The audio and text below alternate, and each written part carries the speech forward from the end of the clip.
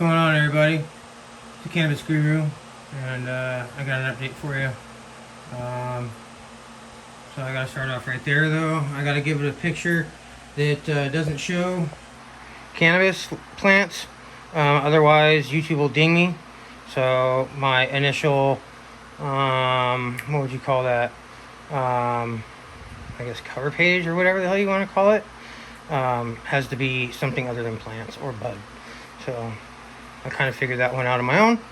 So anyways, so the plants are coming back from the deficiency. I had to flush them because I gave them nitrogen toxicity. So I flushed them out. The ppms in this one were like, I don't know, 140. After I flushed it, the ppms in this one were like 110. Okay, as you can see, this one's more deficient than the other one. All right. This one, I think, I don't know what happened, okay, to be honest with you. This one had nitrogen toxicity. I could have swore this one had nitrogen toxicity, but when I flushed it, I only flushed it like once, and I had that low of a ppm. So it makes me wonder if this wasn't in a deficient state when I flushed it, because this one was toxic, and this one was drooping too, so I figured it was toxic. But the leaves were blotchy. Some part, a little bit dark, a little bit light. So I'm thinking that maybe this, I don't know what happened, dude. This one got fed too much and this one didn't, is what I'm thinking. And I didn't need to flush this one, and I needed to flush this one. So I don't know how the hell it happened. Maybe this one got the last part of the jug and I made a new batch of nutrients and I gave it too much for this one, and this one used the last batch of the other one. So that's what I'm thinking happened. But anyways, they're coming back. This one's a little bit slower to come back. I just watered it and fed it. The ppms coming out were 790. Okay. Or wait. Was it? Yeah, it was 790. Sorry. And then the ppms coming out of this. Or wait. Oh man, I'm all messed up here, you guys. I think this one was 740. Sorry. This one was 790. Or vice versa. One of the two. Anyways, they were in the higher 700s to mid 700s in the ppm. So I think they're just fine. This one ought to come back just fine. I don't want to go higher than that until they're a little bit bigger. Then I'll bump up. Because right now I'm doing, was it a half a teaspoon per gallon of water. And I'm only giving each of these like maybe a half gallon or a little over a half gallon per feeding. So yeah, so I think the ppm level's all right. Like I said, I'll bump it up to a whole teaspoon, which is going to be 5 mils per gallon. These plants aren't going to be super big, so I don't think I'll get up to 10 mils per gallon. We'll just have to wait and see. So yeah, we'll have to wait and see how things go. There's a couple things I wanted to touch on. I got some comments. A guy said one thing about the lights. He said that Blurple lights are garbage and blah blah blah. He was talking trash, and apparently and obviously he had never grown with this type of light before with these lights and has no idea what he's talking about. And then another guy said that my plants needed CalMag because they had brown spots on them. Well, if you noticed, there's no brown spots on any of these plants. None. You're seeing yellow, okay, from an orange from this light, all right, is what you're seeing. And this is a light green, all right. So actually, well, yeah, let's do this.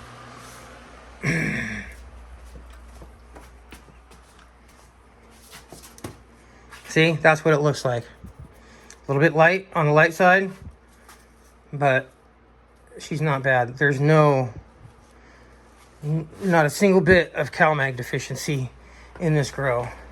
Oh, and there's one more thing that I wanted to touch on. Another comment that I got, I think it was today, a guy said that Springtails are beneficial to your garden.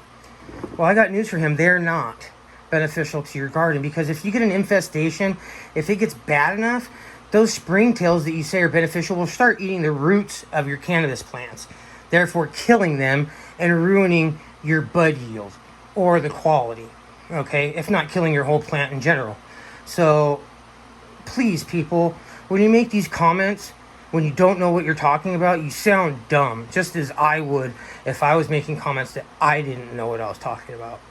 So think about that for a minute before you start popping off, you know what I mean? Don't make yourself look and sound dumb. I try not to do that myself. Every once in a while, I put my foot in my mouth, you know what I mean? It is what it is, but it's like, come on, people, you know? Just watch the video. You can tell. There's no CalMag deficiency. Do a little research. You'll find out that Springtails are not beneficial to your garden. The only reason I got them is because they were in the Fox Farm soil somehow. They're not supposed to be. The Fox Farm soil is supposed to be sterile. Not supposed to be any insects in it. Just like your cocoa. It's supposed to be sterile. Not supposed to be any insects in it. So somehow there was Springtails in the Fox Farm because I had them before. They were in that plant right there, and there's no cocoa in that plant. So, and that's when I noticed them, was when I watered that plant. The runoff pulled some out, and they went in the thing. But they're gone now. I use diatomaceous earth, or diatomaceous earth, whatever you want to call it. You just sprinkle a little bit on the top. Make sure that the top layer of your cocoa or dirt or whatever is dry. Okay, like, you know, at least this much dry, okay? You don't want your plants wilting. But, and then sprinkle it out. Don't do it real heavy and thick, because you're going to have to water your plant afterwards. Not right away, but after like a day, 48 hours or so, whatever it's sitting on there. So, and you may not be able to scrape it off, you know what I'm saying? Or mix it in if you put too much in there. So just do a light dusting. It should be enough. And then afterwards, you can either scrape it off the top, you know what I'm saying? Or you can just mix it in before you water, because otherwise it can cause a paste. I just mix mine in, and it helps with getting rid of the, you know, any leftover Springtails. But, you know, they should be gone by the time you water. So, and like I said, they're not beneficial to your garden. Don't let anybody tell you that shit. All right? Seriously. Okay? For real. So, anyways, so that's what I got going on, you guys. Oh, yeah. I got my AC Infinity humidifier. You guys just got a glimpse of it a second ago. This is the T3. I was gonna get the bigger one, but the 9 liter. This is what is this? 4.5 liters. So it's about a gallon, maybe a little over. But I wanted to get the 9 liter, but it's 330 watts because it's got that UV light in it that kills the bacteria and shit in the water. So, and then they got the 15 liter one. I thought about getting that, but it was just so big. I figured the water would be sitting in there so long that it would just get smelly and go bad. So I already had a 1 gallon, like a 4 liter one, but it was just shitty. It was going bad after so many years. So I got the same size, and that's the one that I used to be using. These are expensive, dude. You know what I mean? This is like an $80 humidifier. This one didn't cost, well, it was like, after tax, it was like $84, so it's in the same realm. This one's better, though. I like this one. Although, that one right there came with, like, chlorine shit and everything to keep the water from getting all nasty. This one didn't, but like I said, I'm hoping that I'll go through the water at least fast enough to where it doesn't get nasty, and I'll just keep it clean. But it took me a minute to figure out how to freaking program it. It's quite confusing. The booklet is not very specific. So I went online. Nobody that I could find had a tutorial on exactly how to use it. So I just played around with it for a little while and figured it out. It just took me a minute and some cussing and and yelling. So, but I got her done. So yeah, so I got it right there. As you see, she's running right now. I'm coming through that vent hole over there, and then you can see the sensor right there with my other sensor for the humidifier, and it's working great, man. So it's not hooked up to my Saturn 6. Doesn't need to be. I got my dehumidifier hooked up to the Saturn 6, so I've got them set up, calibrated to the same humidity numbers, or the same level, whatever you want to call it. So the dehumidifier doesn't come on when that's running. You know what I'm saying? I've got the parameters set where it won't do that on the humidifier. So like I said, they match the ones on the grower controller. But yeah, so I do have something else going on here. I just remembered I got roots starting to come out the bottom of the pot, you guys. So they're really rooting out pretty damn good. I used Mycos and Azos when I transplanted them, and I always do it, and it really helps with root development. Okay, it really does. But I don't know, these plants are coming along. They're not very fast growers. Okay, I think the genetics are suffering. Rocket Seeds doesn't have the best reputation from my understanding, and I didn't know that when I bought these.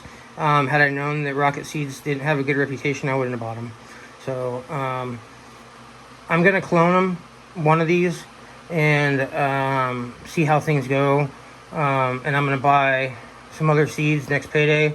I get paid once a month, so I'm a medically, what would you call it? Medically retired from the service. So, what the hell was I saying? Oh yeah, I'm gonna get some new seeds. I just don't know what strain I'm gonna get yet. I'll figure that out when I start looking at them. I haven't decided what company, so that I'm gonna go with. The store that I go to has a bunch of varieties, different manufacturers, different strains, all that stuff. So, but I'm gonna make sure that I buy seeds that are in a package that is sealed up, airtight, and doesn't have its light exposure. You don't want them exposed to the sun because it affects the seeds, the quality of the seeds. You don't want them in a non-airtight container because they're exposed to the air. They tend to go bad faster too. So it should be in an airtight container, dude, away from the sun. So I'm going to try and look for packages like that, or at least out of the sun, okay, if nothing else. So, yeah. Anyways, you guys, that's pretty much all I got, man. Enough bullshitting. So if you have any comments or questions, go ahead and post them. Like the video, smash the bell, and subscribe. Till next time, peace.